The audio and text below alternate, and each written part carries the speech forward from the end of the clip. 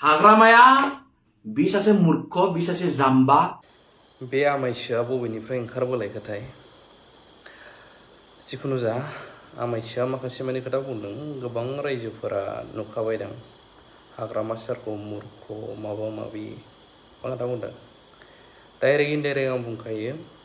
सोरबा मोजांमोन गाज्रिमोन हेटार्सफ्रा गुबुनै पार्टि उल्थाना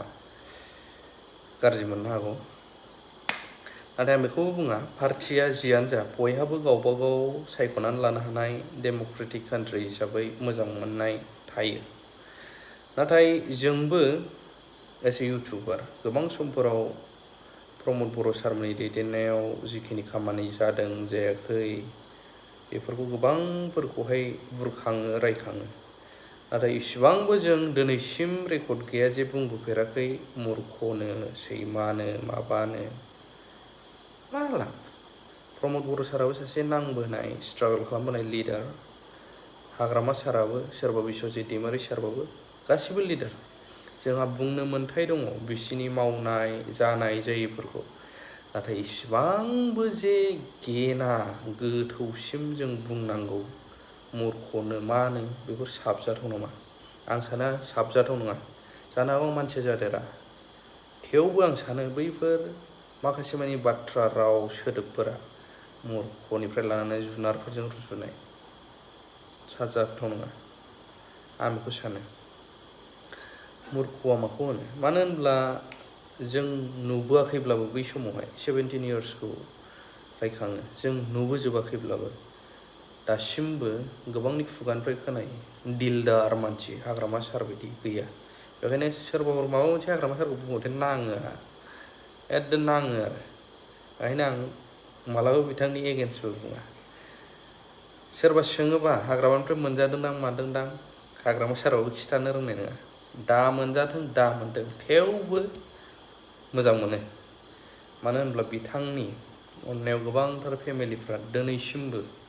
सोरबा दरखं गुदियाव थाहैनानैबो गेटआव थाहैनानैबो थानाय समाव आखाइ गोजा थांनाङाखै आरो बे जोंनि बुंनाय बाथ्रा नङा बैफोर मानसिफ्रानो दिनैसिमबो बुङो मालाबाबो आखाइ गोजा फैनाङामोनलै सारनि आमोलाव मालाबाबो आखाइ गोजा फैनाङा सारआ जेब्ला गावनाव थायो दिलदार नाथाय प्रमद बर' सारमोन सोरबानाव दिनैसिम बिदि सोरबा गेटआव बा मा लाइन जाहैनानै माबा मोनसे मोजां नुबोफेरदों खारखुमा जानायनिसो रेकर्ड मोनबावो अब्लाबो जों मुर्ख थुर्ख होना बै सारमोनखौ मानो मा लाब नाथाय आमायसोआ दिनै जिबायदि खोथा बुंफैदों हजम जायाखै आंहा बुंब्रा मा बुङो नाथाय 17 इयार्सखौ रायखांबाय थायोना रायखां बेखौ रायखांस्लायस्लाय दा मावनायखौसो देखायनांसिगौ मा मावबोखो नोंसोर मा गोदान मावखो रायजो नुगोन ना अब्लासो रायजोआ मिथिगोन बे 17खौल' रायखांनानै मा जानो 17आथ' थांबाय नोंसोर मा मावखो फर द बेटारमेन्ट अफ फिउचार बा एट प्रेजेन्ट नैबेसोना खोथाया बुंनाया गाज्रि जादोंबा डाइरेक्ट कमेन्ट खालामनो हागोन बाव पार्टि वाइसै नङा सोरबा थानो हागौ UPPL सोरबा थानो हागौ BPF सोरबा थानो हागौ BJP बयहाबो मोन्थाय दं गावबागाव मोजां मोननो बा सायख'नानै लानो नाथाय इसिबांसिम बाथ्रा बुंनो गोनां होननानै आं साना आरो हाग्रामा भाई नों जेसांखि नाजाया मानो जेसांखि सान हर गिदिङा मानो नों किन्तु बेबाराव बे सरकाराव फैनो हालिया मानो होनोब्ला नोंखौथ' रायजोफोरा जोगारखाबाय नोंनि नांगोला बायजुबाय नोंनि बांगोलखौ ब्रह्मपुत्र भासायना हरबाय नों जेसांखि सान हर गिदिं नाजा नों सरकाराव कित्येव फैलिया हाग्रामा माने मा अशान्ति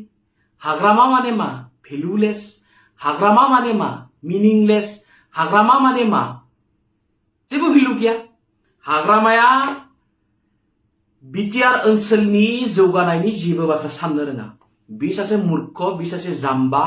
ना बियो मोजां एसामिस बुंनो रोंगो ना बियो मोजां हिन्दी बुंनो रोंगो ना बियो अफिसारफोरजों मोजां रायलायनो रोंगो खालि जाम्बा बाथ्रा बुंनानै जों बर'फोरखौ मिनिजा होगासिनो थायो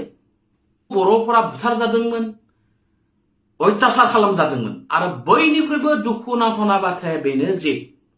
हाग्रामानि सरकारनि समाव